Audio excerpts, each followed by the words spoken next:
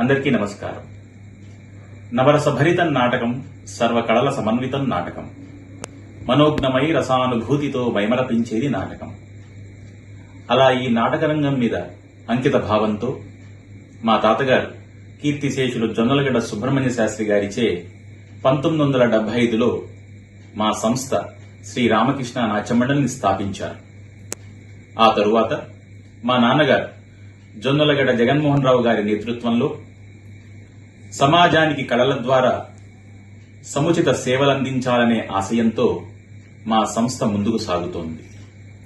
అలా మా శ్రీ రామకృష్ణ నాట్యమండలి 49 వసంతాలు పూర్తి చేసుకుని 50 వసంతాలలోకి అడుగుపెట్టింది.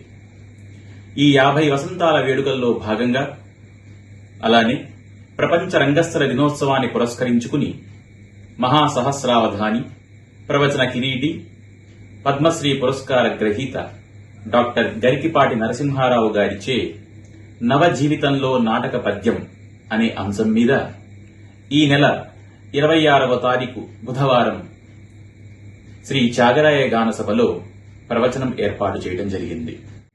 అలానే మా 50 వసంతాల వేడుకలను పురస్కరించుకుని సాయంత్రం 4 గంటల నుండి సాంస్కృతిక కార్యక్రమాలు మరియు 6 గంటలకు శ్రీ గరికపాటి నరసింహారావు గారిచే ప్రవచనం మొదలవుతుంది.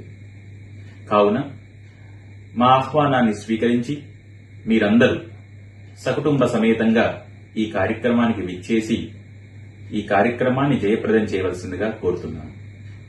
అందరికీ నమస్కారం.